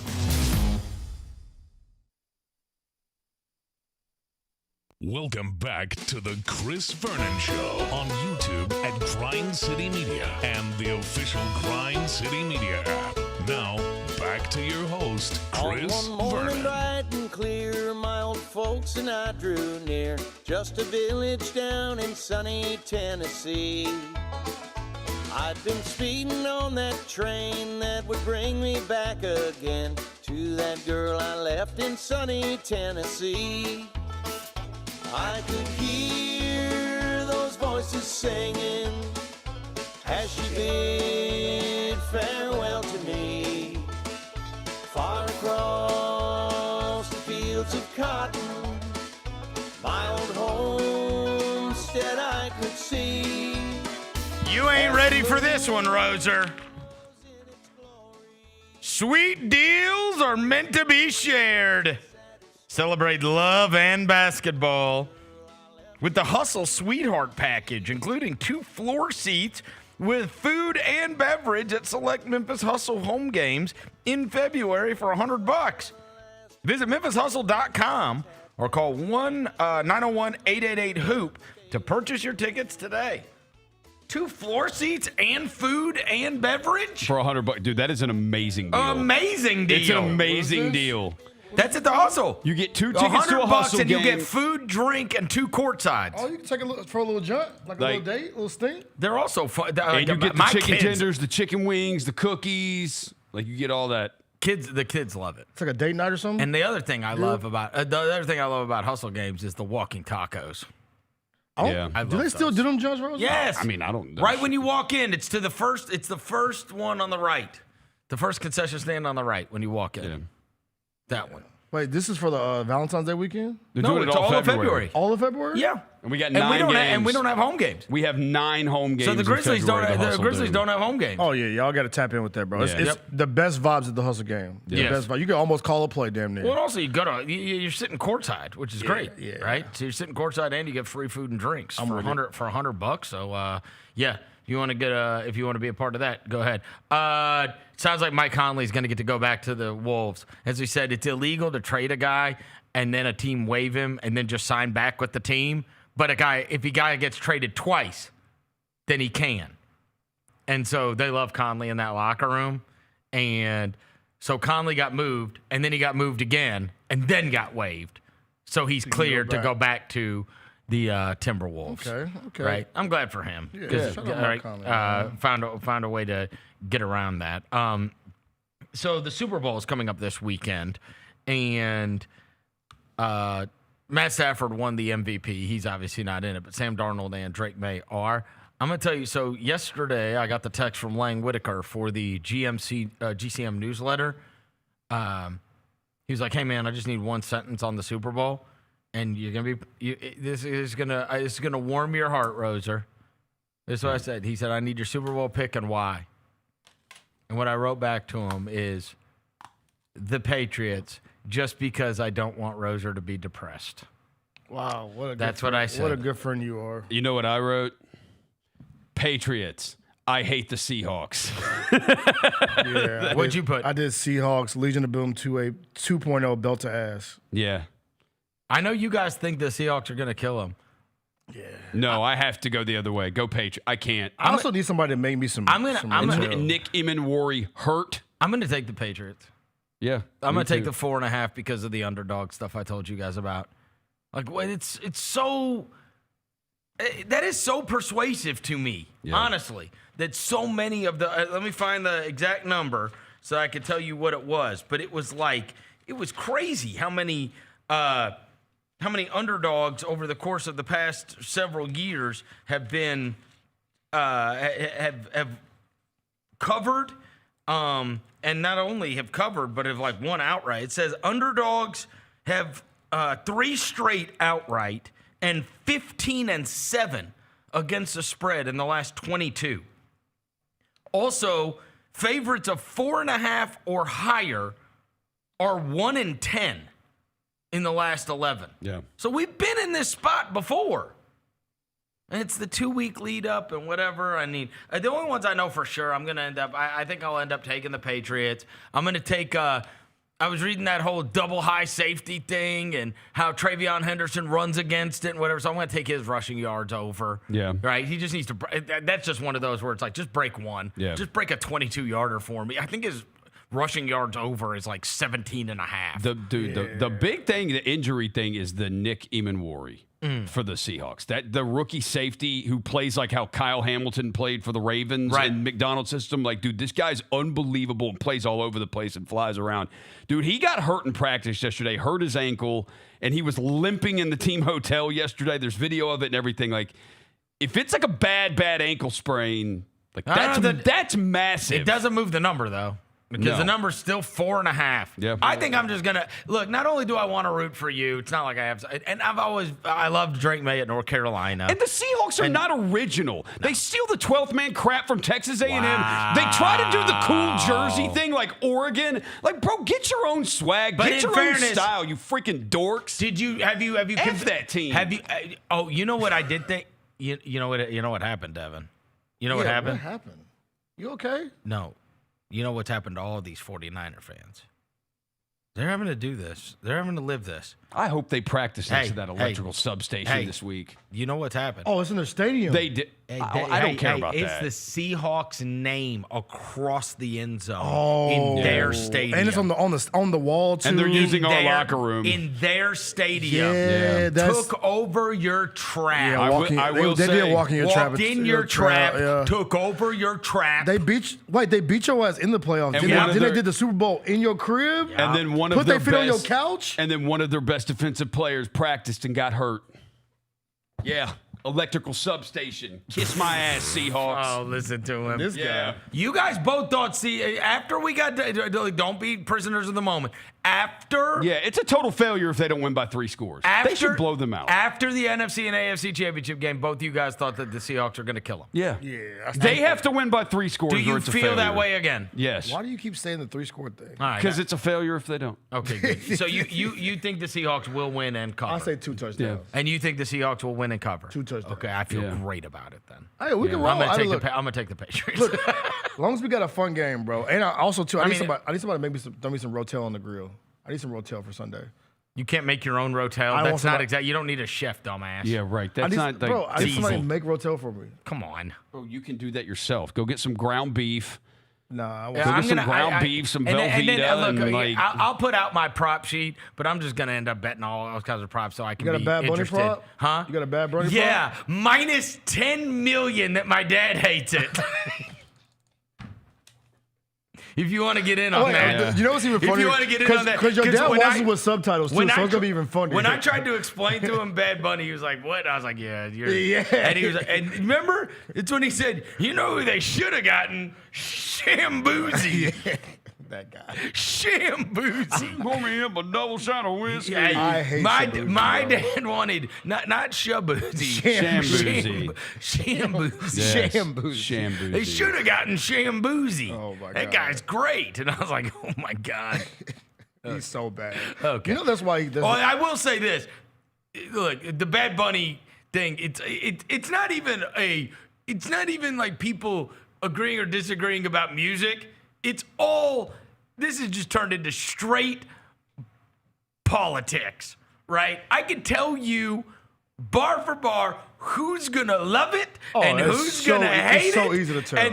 And I can also, like, there's not gonna be like some objective view about the Bad Bunny performance, right? There's going to be, because I already see the ridiculous amount of like virtue signaling that goes on. Like, shut up, dude. You don't listen to Bad. I see so many people acting like I really love Bad. Shut up. No, you don't. You do not love Bad Bunny. Dude, you know, they went around yesterday with the thing and asked players what their favorite Bad Bunny song, and like one guy knew a Bad Bunny song. You don't know the names. You just know it sounds good, bro. That's the thing. I think that's the thing. You know the songs sound good. I don't know the names. I don't know what he's saying. That's my problem. That's what I'm saying. The same way that if you put the hottest Russian pop star up there, I wouldn't know what they're saying either. Yeah. Like, I mean, I just don't understand it. But it sounds good, bro. It's provocative. It gets people going. Provocative. It's provocative. It gets people know. People provocative. Dance. It gets people going.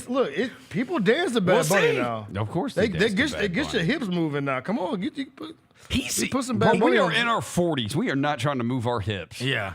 Not mine. Y'all speak for y'allself. Yeah. I know 40-year-olds that move their hips. Yeah. Just speak for y'all. Whores. Just because y'all got tight hips. Whores. Y'all got loosen y'all hips. Divorce guys. Or if you're divorced guys. You just got engaged. Get out of but here. if you're a 40-something-year-old woman still trying to move your hips, like, life, like, let's be real here. What are you doing in the club at 40? You can move your hips and not the club, bro. Go home. You can move your hips at the crib. Go home. You look like the girls in what is it? Knocked up? I'm from the ASAP. I'm from the ASAP Rocky school, which is like, I'd rather just hey, we can do it at the house. If you want to hang out, we can hang out at the house. He's like, but I don't need to spend that much on the drinks, and I don't need to be around weirdos. Yeah. Well, I got it. What I deserve? Because you like Bad. It's a virtue signal. No, I'm just saying. There's songs that are like very catchy when you hear them outside. I tried to listen to it in my car, and I was like, I don't know what he's saying. You hear it at the crib, and you move. You know what I'm saying? You get around the little joints. The joints love them. Well, and the Super Bowl halftime show has been kind of blah for a long time because sound so old. No, because it's made for television now and it's not made for the people that are actually there. Like, you see the videos of the performances from the people in the crowd. They're not performing for the people in the stadium. They're performing for the television. You're watching it from TV. Yeah, I know, and it's horrible. No one wants to watch a freaking concert on television. They look stupid. The thing about the Bad Bunny thing is just everybody is looking. It's almost like the Super Bowl is the Bad Bunny reaction, not even what Bad Bunny does. That's what it is. It's just going to be the reaction to Bad Bunny rather than like actually even what he does. I don't care. I'm just going to watch it. And whatever. He's I mean. But I'm saying he's the reaction. He's going to piss people off. The reaction to him is going to be this. 100% is going to have people from all different countries wearing shirts that say, "We are Americans." Like, he is absolutely doing that. It's hilarious. It's hilarious. What's wrong with you, bro? I saw the Grammys. Yep. What's wrong with you, bro? There's gonna. I liked him in Happy Gilmore too, and he wore that same outfit to the Grammys. You said I liked him in Happy Gilmore. Yeah, I saw him at the Grammys, and I was like, "That's the guy from Happy Gilmore too." And they're like, "Bad Bunny," and I was like, he was the waiter. Put some respect on Bad Bunny, man. One of the highest selling. I don't listen. He's like the most. He is the most streamed artist in the world. Okay, I understand. Everybody says that 1,000 times, but it's still facts. Are they bots? Look. There's not. Just me. That's facts. I don't listen to one international artist that sings in a different Central language. C? That sings in a different language. Not one. Is there one other artist that does not sing in English that you But listen just to? because No. Wait, just because it's not in English doesn't make it good music, though. Hold on. Is there one? Just give me one. That doesn't speak That English? does not speak English. That does not. Their music is not in English that you listen to. There's this one. I don't know the artist, but I know the song. I'm saying I don't know I don't know Spanish, bro. One song. I mean, look, I like the song they play in Los Portales over the thing. I can. But I'm saying like I just want to let people know good music can come without it being in English. Just because you don't understand the words, it can still be great. say it's not good music. I'm just saying this for people I'm out there with saying the my preference. I like the Macarena. My preference. Exactly. My preference is music. I Somebody understand. said Daddy Yankee, bro. Oh my God. Gasolina, yeah. That bro. song sucks. And But no, it does not, bro. Yeah, Speak for yourself. No, that song sucks. Speak for yourself, Trap. I like what's her name? I like I do- Shakira, I- but I understand what she's saying. I'm on the night. I mean, look, bro. I'm looking forward to seeing it because there's a couple. I know what's the name came out to a Bad Bunny song in wrestling. Cambia. You never heard of Cambia? That's the only song I know the name of. But I'm looking forward to seeing it. There's gonna be some people. Like angry. I hear these French. gonna be people so like if mad. I hear like a French rap song, I'm like, sounds cool. Yeah, Beat's fine. that's I so- don't know what the hell they're saying though. That's the thing, though. You ain't What? gotta know what they're saying. No, it sounds good. You can't hear that from a J. Cole, though. That J. Cole's got bars. I don't- Dev, you about the bars. The bars. Yeah, that's the thing is, Rose. You can enjoy so many different types of music. Bro. You can, and I do enjoy different types of music. Yeah, you Yeah, can- I'm just saying there's a whole lot of fakers that act like they like Bad Bunny. They don't actually listen. I've never heard Bad Bunny coming out of I got a question for y'all. You know the song Gundam Style? You like that song, don't you? Gangnam Style? Gundam Style. No, I don't like You that like that song. You don't like that song? Jesus, no. What? Who the hell listens to that? Who Gundam likes that? Style. Oh, that's thing's not. It's not. Why would I like that? You though? did like that era, bro. You look like you like that era. What are you talking about? You weren't rolling with the Gundam Style. Gangnam Style? It's just like liking the Harlem Shake song. Like, it's whatever. It's a song dance. people made videos to, but Exactly. It's vibes, bro. Bad Bunny is vibes. I'm sure, dude. He's insanely popular. I cannot wait for CR group text when Bad Bunny got on the stage. Well, because the people because I will tell you this. You would never say it sucks. Yes, I will. Let's say it sucks. I will tell you it sucks. You would never. No, you would. Yes, I would, bro. And you sure wouldn't publicly. I If have- it's I good, that's what I'm saying will happen. I will say it's not good, If bro. it sucks, people aren't going to be like, dude, that sucked. Because they know the backlash. That's what I'm saying. It's going to be a fight amongst commentary more than it is some objective view of whether this is good or not. The people that want it to be good are going to say it's good, and the people that think it's going to suck are going to say it sucks. I don't think that's true. I think there's levels to the people that say it suck. I think that the people that say it suck, the reason they would say it suck is the issue. Because they're racist. I mean, no, That's why I'm not saying No, that- I'm saying the people that the words you use to describe it. How about if you I can said read this through. sucks? You can say this sucks. I don't like it. There's people like, oh, why are they? But people will infer that, the reason you don't like it is because you're racist rather than... We're saying, like, there's some people that are going to take that direction. They're going to say, oh, why are they doing this? Why? Like, that is okay, you can read through that. But there's people that objectively watch a music performance and be like, okay, that wasn't good. Mm-hmm. That was not great. You can do that. You can do two things. But I can already tell you who's going to say it's awesome. I can. You can tell. Yes. I know who's going to... it doesn't matter what happens. That guy could go take a dump on the stage and they would be like, that is art. You know what? I love J. Cole more than J. Cole's my favorite artist, and I have at least 2 or 3 J. Cole projects that I do not listen to, ever. I want everything that J. Cole puts out. I'm like, oh, that's not the Tyler the Creator, one of my favorite artists.